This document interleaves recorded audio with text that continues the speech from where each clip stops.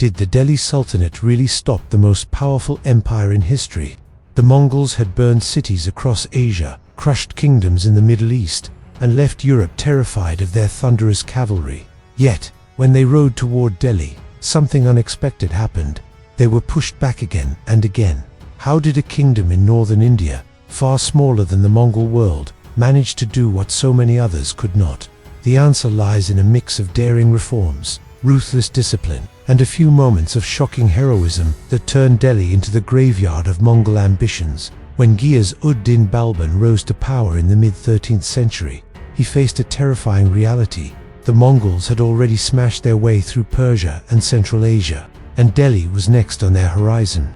But instead of waiting for disaster, Balban made a move that seemed almost reckless. He welcomed the very people fleeing from Mongol rule. Refugees poured into Delhi, warriors, nobles, merchants, even former Mongol subjects. Among them were men who had fought in Mongol wars and knew their tactics inside out.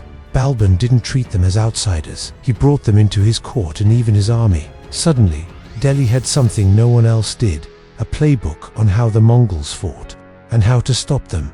This clever gamble not only strengthened his forces but also planted the seeds of a defense system that would one day make Delhi stand against an empire most of the world feared was unstoppable. By 1296, Alauddin Khalji took the throne, and he understood something his predecessors hadn't. Armies win battles, but systems win wars. He tore down the old feudal model, where nobles brought their own troopsmen, who were often unreliable, and ready to switch sides when convenient. Instead, he built one of the earliest professional standing armies in South Asia. Every soldier was recruited, trained, and paid directly by the state. To crush corruption, he introduced a system called Siri record of each soldier's appearance and branded every horse. That meant no fake soldiers, no swapping animals, and no easy way to cheat the system.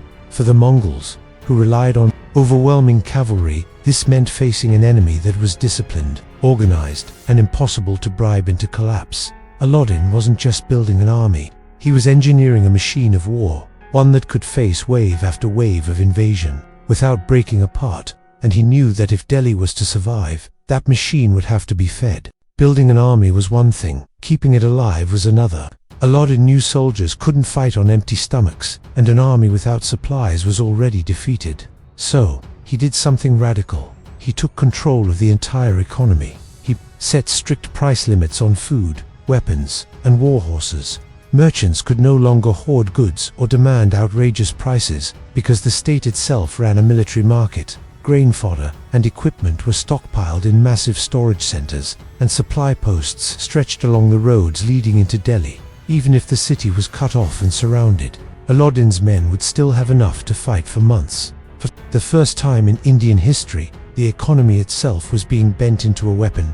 While other kingdoms crumbled under the cost of Mongol raids, Delhi was stockpiling strength, waiting for the storm. But Alauddin wasn't content with waiting. Behind walls, he wanted to meet the Mongols far from Delhi's heart. Alauddin understood that if the Mongols ever reached Delhi's gates in full force, the city might not survive.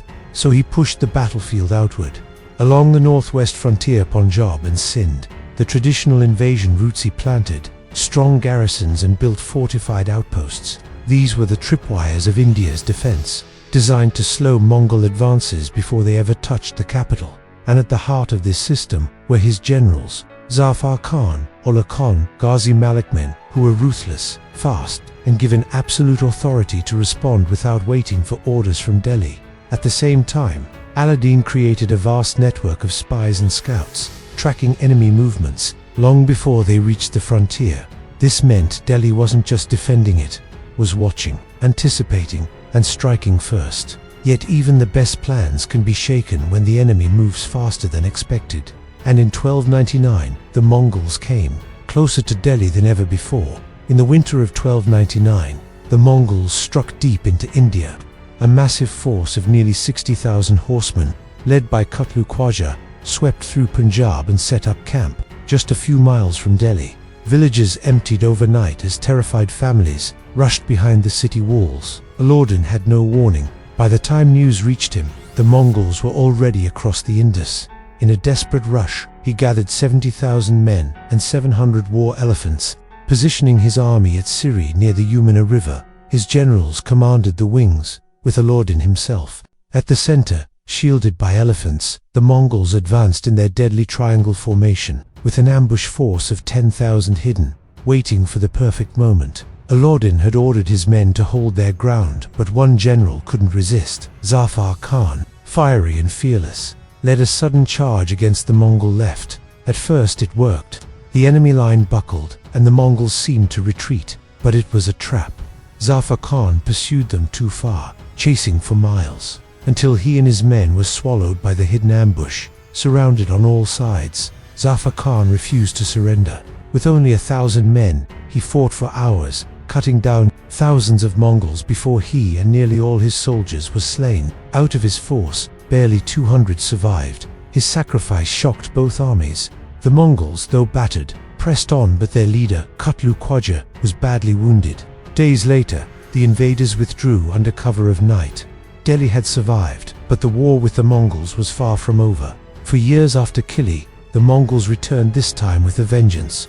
A colossal force of 120,000 cavalry, led by the General Taragai, thundered into northern India. Unlike before, they didn't just raid villages or test the frontier. Their target was clear: Delhi itself. The city was caught off guard. Alauddin had been leading campaigns in the south, and much of his army was scattered. But instead of fleeing, he dug in.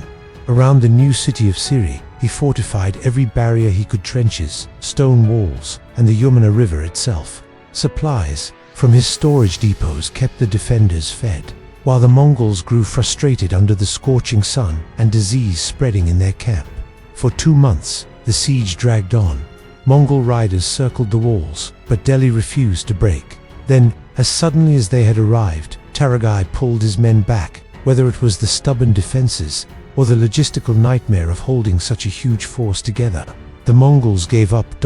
Delhi had survived its darkest hour, but Alauddin knew they would be back, and when they came, he would be ready to strike first. The Mongols weren't done yet.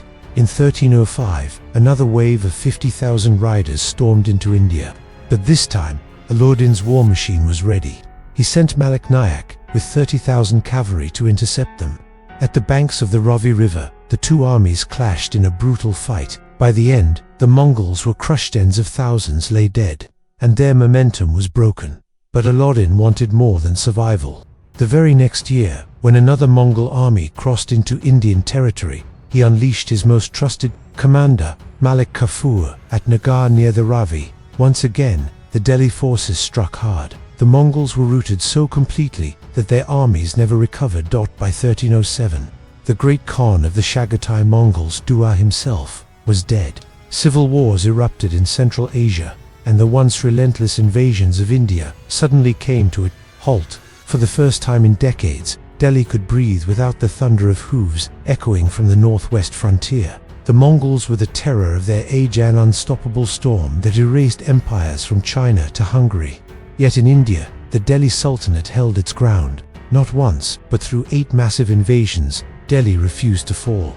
It wasn't luck. It was the vision of rulers like Balban, who turned refugees into allies, and Alauddin Khalji, who transformed his kingdom into a fortress with disciplined armies, iron-tight markets, and brilliant generals. And sometimes, it was the sheer defiance of men like Zafar Khan, who chose death over surrender. Few places in the world could claim to have pushed the Mongols back.